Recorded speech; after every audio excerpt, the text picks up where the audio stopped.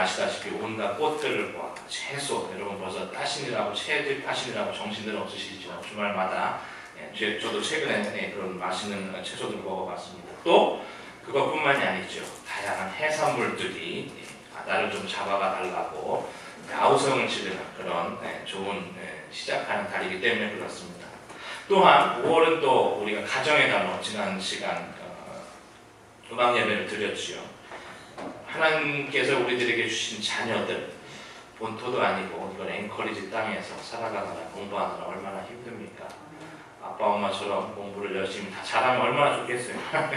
그렇지도 못하고 그래도 나름대로 아빠 엄마 또 하나님께서 그들에게 주신 비전과 소망을 붙들고 기도하는 우리 아이들 볼 때마다 마음이 참 좋습니다. 또 우리 부모님들 이곳에서 우리 아이들 키우고 양육하고 교육시키느라 수고들 많으시지요. 또 우리 지금 이 시간 예배드리는 우리 성도님들 너무나 감사합니다. 항상 좋지요. 그동안 우리들에게 이렇게 살아오게 하신 거 감사하고 또 새롭게 새로운 계절을 주셔서 너무 감사하죠. 이미 말씀드렸지만 갑자기 떠오르는 단어가 하나 있지요. 5월달 생각하면 떠오르는 단어 하나가 무엇이 있습니까? 말씀드렸던 것처럼 감사하는 것이죠. 우리는 방금 열거한 것들을 누릴 만한 그러한 것들을 할 만한 했던 그런 어떤 사람들이 아니지만 하나님께서는 우리가 기대하는 것, 우리가 바라는 것 이상의 것들을 항상 채워주시지요. 그렇기 때문에 우리는 감사할 수밖에 없다는 것. 그리고 그 감사는 오직 한 분 하나님께만 돌려줘야 된다는 것을 여러분 꼭 기억하셨으면 좋겠습니다. 오늘 교독한 말씀에도 보면 사도 바울은 우리들에게 얘기합니다. 감사하는 자가 되라라고 말씀하시죠. 어떻게 보면 진부한 얘기라고 생각할 수 있어요. 우리 항상 쇼핑몰에 가셔서 문 닫고 할 때마다 그 감사한다는 말 하잖아요. 근데 그런 감사가 아니라 오늘 우리가 교독한 말씀에서 바울은 감사하는 자가 되라는 말이 무슨 말인지 조목조목 잘 설명해 주고 있습니다. 그래서 오늘 본문에서 우리는 크게 두 가지를 생각해 보려고 합니다. 첫 번째는 감사하는 자가 되라는 말씀이 무슨 의미냐는 것이죠. 우리가 너무나 잘 아는 말씀인지 아니면 이 말씀이 우리들에게 무언가를 또 얘기하고 싶은 그것이 있는지를 한번 첫 번째로 살펴보고요. 그 다음에 여기서 정의를 내린다고 생각하면 두 번째는 좀 디테일하게 가겠습니다. 감사하는 자가 된다는 것이 우리 일상의 삶 속에서 어떤 사람이 되는 건지, 그냥 사람 만날 때마다 감사합니다, 그런 어떤 랭귀지로서 얘기하는 것이 아니라 실제 우리의 삶 속에서 감사하는 자가 된다는 것이 무엇인지 구체적으로 이 두 가지를 살펴보도록 하겠습니다. 먼저 오늘 본문 16절에 보면 바울은 감사하는 자가 되라라고 말씀하고 있죠. 단순히 골로새 교인들, 이 골로새서의 수신자인 골로새 교인들에게만 말하는 것이 아니죠. 지금 이 시간 예배를 드리는 우리 모두에게도 감사하는 자가 되라. 그것도 항상 감사하는 자가 되라고 말씀하시죠. 그냥 무턱대고 그냥 전후좌우 따지지 않고 그렇게 말하는 것이 아니라 왜 우리가 감사하는 자가 되어야 되는지를 분명하게 얘기해 주고 있습니다. 다소 복잡할 수가 있는데요. 15절을 좀 분석하면서 나눠보면서 왜 우리가 감사하는 자가 되어야 되는지를 한번 살펴보도록 하겠습니다. 바울은 15절 앞부분에서 이렇게 얘기합니다. 그리스도의 평강이 너희 마음을 주장하게 하라 라고 얘기해 주고 있죠. 사람들마다 크리스찬 혹은 예수님을 믿는 사람들을 정의하는 방식들은 좀 다를 수 있습니다. 살아온 환경, 경험, 체험이 다르기 때문에 그럴 수도 있는데요. 그리스도인들이 어떤 사람이냐라고 얘기해봐라, 정의해봐라 라고 한다면 여러분은 어떻게 말씀하시겠습니까? 방금 읽어드린 15절 앞부분에 있는 말씀을 가지고 그리스도인을 여러분 한번 정의해보면 어떻게 될까요? 그리스도인이나 혹은 크리스찬들이란 그리스도의 평강이 그들의 마음을 주장하는 사람들이라고 정의하죠. 그들의 삶의 방식이 무엇인가가 중요한 게 아니라 그 상황, 형편과 상관없이 예수님께서 우리의 삶 속에 그리스도의 평강이라는 걸 주셨어요. 그것이 우리의 삶을 지배해야 된다는 것이죠. 주장해야 된다는 것이죠. 상황, 형편도 물론 고려해야 되겠지만 그것과는 상관없이 혹은 그것을 초월해서 예수님께서 우리에게 주시는 그 평강이 우리의 마음을 주장하게 해야 된다는 것이죠. 즉 그리스도인들을 특징 지어주는 요소가 하나를 열거하라고 한다면 그것은 바로 평강이라는 것이죠. 우리가 일반적으로 이렇게 생각합니다. 크리스찬들은 세상 사람들과는 좀 다르게 살아야 된다라고 여러분 말씀하시고 생각하시죠. 다 동의하실 겁니다. 그러면 세상 사람들과 크리스찬의 다른 점은 무엇을 가지고 여러분 증명할 수 있겠습니까? 우리가 무엇으로 크리스찬다움과 교회다움을 믿지 않는 사람들에게 말해주고 얘기해 줄 수 있을까요? 방금 말씀드린 평강이라는 겁니다. 우리가 잘 아는 요한복음 14장 27절에 보면 예수님께서 이렇게 말씀하시죠. 평안을 너희에게 끼치노니 곧 나의 평안을 너희에게 주노라. 내가 너희에게 주는 것이 세상이 주는 것과 같지 아니하니라. 너희는 마음에 근심하지도 말고 두려워하지도 말라. 왜요? 예수님께서 우리의 마음 가운데 삶 가운데서 평안과 평강을 이미 주셨기 때문에 그렇다는 것이죠. 그래서 우리의 할 일은 뭘까요? 그 그리스도의 평강이 우리의 삶을 지배할 수 있도록 해야 된다는 것이죠. 이것이 바로 세상 사람들, 즉 예수님을 알지 못하고 믿지 않은 사람들과 그렇지 않은 우리들을 다르게 얘기해 줄 수 있는 근거 중에 하나라고 얘기한다는 것이죠.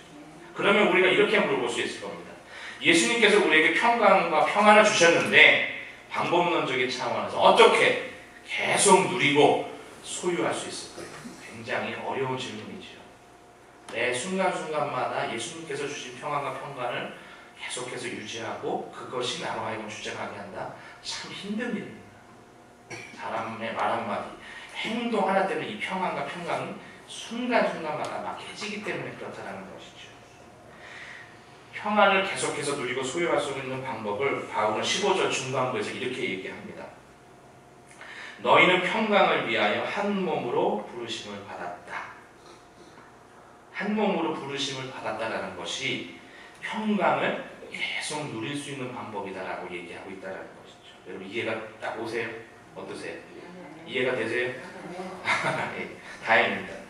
그리스도의 평강이 우리의 마음을 주장하는 것, 그리고 우리가 한 몸으로 부르심을 받았다는 것이 어떤 연결고리가 있을까요? 이해를 돕기 위해서 우리 같이 베드로전서 3장 7절을 한번 읽어보도록 하겠습니다. 베드로전서 3장 7절입니다. 남편들아 이와 같이 지식을 따라 너희 아내와 공고하고 그들도 연약한 그릇이요 또 생명의 은혜를 함께 이어받을 자로 귀히 여기라. 이는 너희 기도가 막히지 아니하게 하려 함이라 라고 얘기해 주고 있죠. 베드로는 우리들에게 어떻게 얘기합니까? 남편들에게 먼저는요 아내를 귀하게 여기라고요. 그리고 지식을 따라 그와 함께 행복하게 살라라고 얘기해 주고 있죠. 또 하나, 그렇지 않으면 어떻게 될까요? 남편들의 기도가 막힌다라고 얘기해 주고 있습니다. 더 이해가 되기보다는 더 어려워지셨어요? 제 생각에는 더 잘 풀리셨을 것 같은데, 우리가 평강을 위하여서 한 몸을 부름을 받았다라는 바울의 지금 얘기와 방금 읽어드린 베드로의 이야기, 즉 아내와 한 몸을 이루어서 사이좋게 지내야 기도가 막히지 않는다는 얘기는 이 두 가지가 다른 얘기를 하는 것 같지만 동일한 한 가지 원리를 얘기해 주고 있죠. 그것이 무엇입니까? 우리가 남편과 아내와 가정 안에서 하나님께서 주신 평강을 계속해서 유지하기 위해선 우리가 어떻게 될까요? 남편과 혹은 아내와 한 몸이 되어야 된다는 거죠. 즉 바꿔서 얘기하면 아내와 혹은 남편과 우리가 한 몸이 되지 않고서 여러분 어떻게 될까요? 두 사람만의 관계가 깨지는 게 아니죠. 누구와의 관계도 깨집니다. 하나님과의 관계도 평안할 수가 없다는 거예요. 남편과 혹은 아내와 오늘 주일 아침에 실컷 말다툼하고 싸우고 나셔가지고 승리하셔가지고 예배를 드릴 때 여러분의 마음이 어떠세요? 아이고 그래 오늘 예배 드리기 전에 내가 아내를 이겼구나 남편을 이겼구나 즐거운 마음으로 여러분 예배 드리십니까? 그러신 분 없으시죠? 예. 좋지 않습니다. 굉장히 불편합니다. 사람과의 관계가 깨지면요 하나님과의 관계도 평안할 수가 없다는 것이죠. 하나님께서 우리를 그렇게 지으셨기 때문에 그러하다는 겁니다. 그리고 이것이 오늘 우리 본문이 얘기하고 싶은 가장 중요한 부분과 연결이 되죠. 15절의 마지막 부분, 너희는 또한 감사하는 자가 되라. 우리들에게 얘기하고 싶은 것이 여기에 있다는 것이죠. 지금까지 드린 말씀들을 잠깐 정리해 보겠습니다. 그리스도인들은 어떤 사람들이죠? 그리스도의 평안이 그 사람들의 마음을 주장하는 사람들이어야 돼요. 그리고 그 평강을 계속해서 유지하기 위해서 우리가 해야 할 일들이 있죠. 어떻게 해야 될까요? 한몸됨을 지키려고 노력해야 된다는 겁니다. 노력하지 않으면 이 한몸됨이 엄청나게 순간순간마다 깨져나간다는 것이죠. 그 결과는 하나님과의 관계를 평안할 수 없어요. 절대로 그렇게 되지 못한다는 겁니다. 그러면 한몸됨을, 우리를 한몸되게 부르셨는데 이 한몸됨을 지키는 가장 중요한 방법과 태도가 무엇일까요? 감사라는 겁니다. 감사. 남편이 아내가 남편이에요. 부모님이 아이들이 부모님, 종이 상전들에게, 상전이 종들에게 감사했을 때 이런 관계가 깨지 않는다는 것이죠.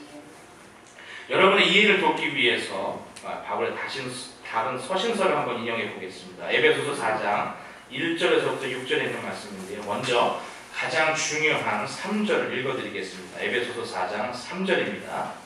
평안에 매는 줄로 성령이 하나 되게 하신 것을 힘써 지키라 라고 얘기해 주고 있죠. 성령께서 우리를 하나로 묶어주셨어요. 이미 묶어주시고 있거나 묶어주실 것이다라는 표현이 아니죠. 이미 그렇게 하셨다는 거예요. 무엇으로요?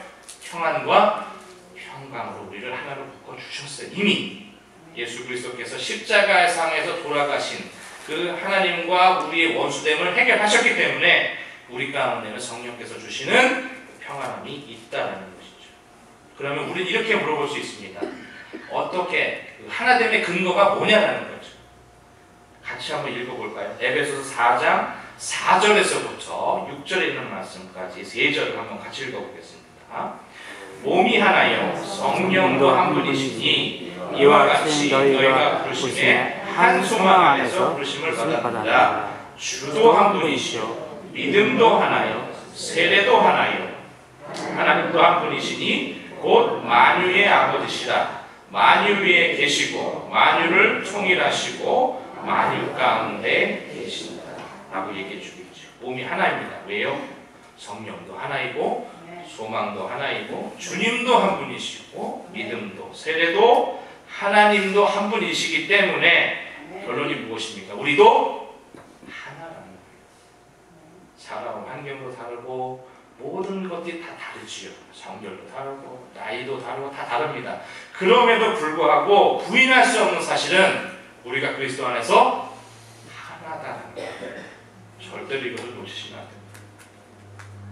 그런데 3절은 우리들에게 어떻게 말합니까? 에베소서 4장 10절 읽어드리면 힘써 지키라 라고 얘기해 주고 있죠. 왜? 이미 벌써 하나가 됐는데 그걸 뭐 그렇게 노력할 필요가 있나? 생각할 수 있어요. 힘써 지키지 않으면 어떤 일이 발생합니까?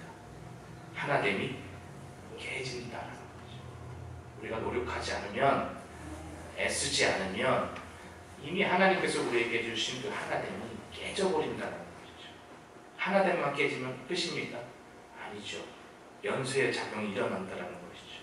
무엇이 깨집니까? 평안과 평강이 깨져요. 그 공동체 안에, 그 가정 안에는요, 평안과 평강이 찾아볼 수가 없어요. 희망상이 될 수밖에 없다는 것이죠. 그렇기 때문에 우리는 정말 노력하고 힘쓰고 애써서 하나됨을 지켜내야 된다는 거예요. 절대로 이거는 양보해서는 안 된다는 겁니다. 그러면 어떻게 우리는 하나됨을 지켜나갈 수 있을까요? 좀 더 구체적으로 한번 얘기해 볼까요? 제가 에베소서 4장 1절에서 3절에 있는 말씀을 읽어드리겠습니다. 그러므로 주 안에서 갇힌 내가 너희를 권하노니 너희가 부르심을 받은 일에 합당하게 행하여 모든 겸손과 온유로 하고 오래 참음으로 서로 가운데서 서로 용납하고 평안에 매는 줄로 성령이 하나 되게 하신 것을 힘써 지키라 라고 얘기하고 있죠. 우리는 하나님께로부터 부르심을 받은 사람들이죠. 그 부르심이 무엇일까요? 겸손하고 온유하고 오래 참음으로 사랑 가운데서 서로 용납하도록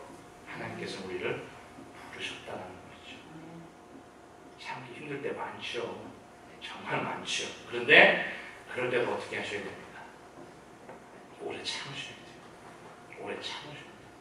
말하고 싶어도, 한 대 때려주고 싶어도 참으셔야 돼요. 왜냐하면 남편과 아내의 관계가 깨지죠. 그것만 깨집니까? 교회 커뮤니티가 박살이 난다는 얘기죠. 그러면 우리 가운데는 평강과 평안이 없어요.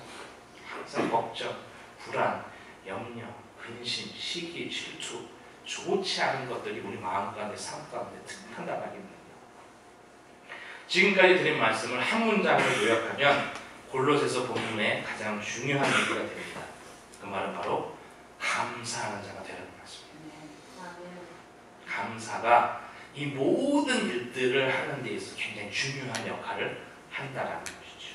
자, 나머지 서두에서 말씀드렸던 것이 좀 구체적으로 가보겠습니다. 나머지 골로새서 3장 16절에서부터 25절에 있는 말씀을 통해서 그러면 어떻게 감사하는 자가 될 수 있는지, 또 우리의 감사가 우리의 일상의 삶 속에서 어떻게 구체적으로 좀 표현되고 나타나야 되는지를 한번 살펴보겠습니다. 그것을 세 가지로 요약하면 이렇게 됩니다. 첫 번째는 16절에 나와 있는 것처럼 말씀이 우리 안에 풍성하게 거하는 것으로 우리는 감사하는 자가 될 수 있어요. 두 번째 17절에 보면 말과 일을 예수님의 이름으로 하는 겁니다. 내 간파, 내 타이틀을 가지고 하는 게 아니라는 거죠. 찬양을 해도 나는 없는 겁니다. 예수님이 하시는 거죠. 세 번째 18절에서부터 25절에 있는 말씀을 보면 올바로 서로를 올바르게 대하는 것이, 이것이 정말 감사하는 자가 되는 것이고 우리의 일상의 삶 속에서 구체적으로 나타나야 될 감사라는 것이죠. 먼저 16절에 있는 말씀을 좀 더 구체적으로 살펴보겠습니다. 우리 안에 말씀이 풍성히 거하게 하는 것. 너무나 쉬운 얘기처럼 16절에 보면 나타나 있지만 쉽지 않습니다. 다이어그램으로 한번 좀 그려볼게요. 제가 한번 그려봤는데 감사라는 건 자그마치 4단계를 통해서 올라오게 됩니다. 예, 첫 번째는 말씀이 우리 안에 풍성히 거해야 돼요. 첫 번째 단계는 그렇습니다. 두 번째는 어떻게 될까요? 그렇게 되면 모든 지혜와 피차 가르치며 권면할 수 있게 돼요. 그리고 그 다음에는 시와 찬송과 신령한 노래로 우리가 하나님을 찬양한다는 거죠. 마지막 단계가 뭘까요? 마음의 감사함으로 하나님을 찬양한다는 거죠. 가장 첫 단계는 무엇일까요?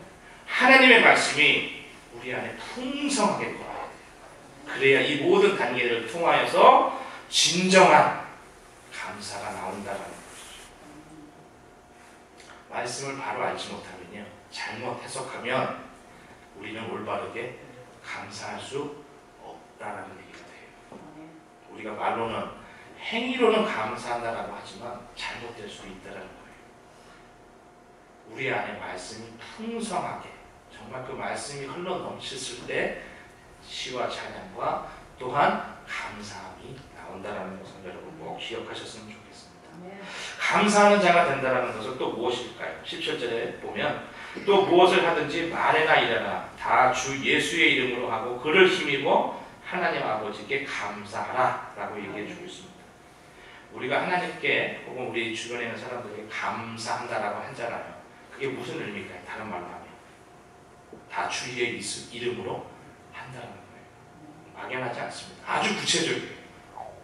우리가 하는 말, 우리가 하는 행위 하나하나가 내가 하는 게 아니죠. 내가 말하는 게 아니죠. 누가 하시는 겁니까?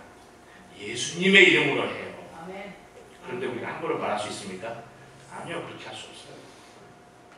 우리가 세상 사람들이면 막말할 수 있어요. 그러나 우리는 크리스찬들이에요. 그리스도의 평강이 우리의 마음을 주장하는 사람들이기 때문에 어떻게 해야 됩니까? 예수님이 말씀하시는 것처럼, 예수님이 행동하시는 것처럼 말하고 행동해야 된다. 내가 하는 게 아니다라는 다른 말을 하면요. 그리고 우리 베드로전서 4장 11절에 있는 말씀을 한번 같이 한번 읽어보겠습니다. 베드로는 이 구절을 어떻게 얘기하는지 한번 베드로전서 4장 11절을 같이 한번 읽겠습니다. 만일 누가 말하려면 하나님의 말씀을 하는 것 같이 하고 누가 봉사하려면 하나님이 공급하시는 힘으로 하는 것 같이 하라. 이는 범사에 예수 그리스도로 말미암아 하나님이 영광을 받으시게 하려 함이니 그에게 영광과 권능이 세세에 무궁하도록 있느니라. 아멘. 방금 읽어드린 같이 읽은 말씀을 한 문장으로 줄여서 말하면 어떻게 될까요? 내가 말하고 행동하지만 실제는 내가 하는 게 아니에요. 나는 없습니다. 나는 없어요. 우리가 정말로 하나님께 감사한다고 하고 성도들에게 감사한다라고 한다면요, 여러분 꼭 기억하셔야 돼요. 내 기분 내키는 대로, 내 마음이 가는 대로 하시면 큰일 납니다. 그때 잠깐 멈추셔야 돼요. 그리고 예수님이라면 이럴 때 어떻게 고민하시고 말씀하시고 행동하실까를 먼저 생각하셔야 돼요. 그럼 이렇게 여러분 여쭤볼 수 있겠죠. 목사님은 돈도 안 벌어보셨죠. 기도만 하시고 말씀만 보시니까 우리들의 삶을 모르시죠. 그러니까 그런 말씀을 하시는 겁니다. 이렇게 말씀하실 수 있을 거예요. 근데 저도 마찬가지입니다. 동일한 문제를 가지고 항상 고민할 때가 많습니다. 그게 뭐냐면 우리가 사는 이 빠르게 돌아가는 이 복잡한 세상 속에서 어떻게 말하고 행동하는 게 매번 예수님의 관점에서 말하고 행동하는 것이 되냐라는 거예요. 가장 근본적인 질문이라고 할 수 있겠죠. 아니 매 순간순간마다 어떻게 그러고 말하게 하라고 행동할 수 있냐라는 거죠. 오늘 우리가 같이 교독한 같이 읽은 그 골로새 3장 18절에서부터 22절에 있는 말씀은 그 원리들을 우리에게 얘기해 주고 있습니다. 어떻게 말하고 행동하는 것이 예수님의 관점에서 말하고 행동하는 것인지에 대한 얘기를 해주고 있다는 것이죠. 그것은 바로 우리들의 지금 서 있는 자리에서 하나님의 원리를 지키는 것이다 라고 얘기할 수 있어요. 여러분들이 어디에 있든지 어떤 상황에 있든지 하나님께서 우리에게 주신 그 원리가 있다는 거죠. 그거를 꼭 지키셔야 된다는 거죠. 18절에서부터 22절에는 말씀을 정리해서 말씀드리면 이렇습니다. 아내가 남편에게 감사한 마음을 가지고 있으면 복종해야 돼요. 상호 복종이죠. 남편이 아내에게 감사한 마음을 가지고 있으면 사랑하게 괴롭히면 안 돼요. 말씀도 함부로 하시면 안 돼요. 그 사람 사랑하는 사람 아끼는 사람이 그렇게 하면 안 돼요. 또 자녀가 부모에게 감사함을 가지고 있으면 어떻게 할까요? 그 부모님 말씀에 순종해야 돼요. 키워주시고 이 좋은 곳에서 교육시켜주는데 감사하지 않는다? 참 아니죠. 그랬을 때 그 부모님들에게 순종해야 돼요. 부모가 아이고 공부하느라고 힘든 우리 아이들 생각할 때 감사하죠. 그럼 어떻게 해야 될까요? 그 아이들 함부로 대하면 안 돼요. 노엽게 하면 안 돼요. 너 아빠 엄마도 못하는 거 하는데 더 열심히 해야지. 그거밖에 공부 못해? 이렇게 말하면 안 된다는 거죠. 아빠가 열심히 하고 있어요. 그렇게 말하고 싶지만 못할 때가 참 많습니다. 또요, 종이 상전에게 감사한 마음을 가지고 있으면 어떻게 될까요? 눈 가림으로 하지 말고 성실하여 순종하게 기쁘게 하라고 얘기해 주고 있습니다. 즉 다른 말로 하면 각자의 삶의 형편 속에 처한 위치 속에서 최선의 노력을 다하되 감사하라는 것이죠. 이것을 바울은 오늘 보면 23절 25절에서부터 이렇게 해서 정리해 얘기해 주고 있습니다. 무슨 일을 하든지 마음을 다하여 주께 하듯 하고 사람에게 하듯 하지 마라. 이는 기업의 상을 주께 받을 줄 아나니 너희는 주 그리스도를 섬기느니라. 불의를 행하는 자는 불의의 보응을 받으리니 이는 주는 사람을 메모로 취하심이 없다라고 말씀하고 있습니다. 감사하는 자가 된다는 말을 바꿔 말하면 어떻게 될까요? 무슨 일을 하든지 주께 하듯 하는 사람이에요. 여러분 주님께 우리가 함부로 말하고 함부로 행동할 수 있습니까? 아니요, 그렇지 않죠. 그것이 바로 진정한 감사하는 자가 되는 삶이 다를 얘기하고 있다는 거죠. 매 순간순간 쉽지 않습니다. 그리스도의 평강을 지키는 건 쉽지 않아요. 하지만 하나님 앞에서 우리에게 주신 자녀들, 부모님들, 여기 모여 같이 예배드리는 성도님들을 우리가 예수님 사랑하고 섬겨서 지금 예배드리고 계시잖아요. 그렇죠? 그렇다면 그 사랑 가지고 교회 섬기고 아빠 엄마 섬기고 부모 섬기고 내가 살아가는 직장 속에서 종들을 함부로 말하게 하지 말고 그들을 진정을 아끼고 감사를 표현해야 된다는 것이죠. 말씀을 정리하겠습니다. 여기 모여있는 한 분 한 분들은 다 다르죠. 살아온 환경 모든 것이 다 다르지만 한 가지 꼭 기억하셔야 될 것입니다. 그것은 바로 우리는 하나라는 거예요. 그리스도 안에서 한 형제 자매예요. 이거는 절대 부인할 수 없는 사실입니다. 이 하나됨을 지키는 방법이 무엇이었지요? 감사입니다. 감사. 조그만 것, 별거 아닌 것도 감사합니다, 장모님, 권사님, 목사님, 아이야, 아빠가 표현해야 된다는 거죠.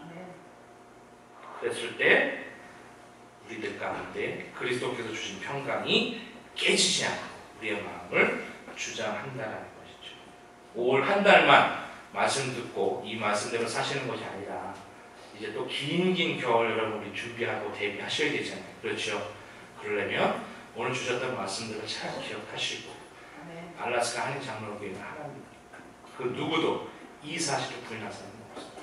중요한 건 이 하나됨을 지키는 사람들이 어떤 생각을 가지고 어떤 마음을 가지고 지키려고 노력하는지가 굉장히 중요하다는 걸 여러분 기억하시고 남은 여러분의 삶 속에서 항상 감사하는 사람의 삶이 되시기를 간절히 소원합니다. 기도하겠습니다.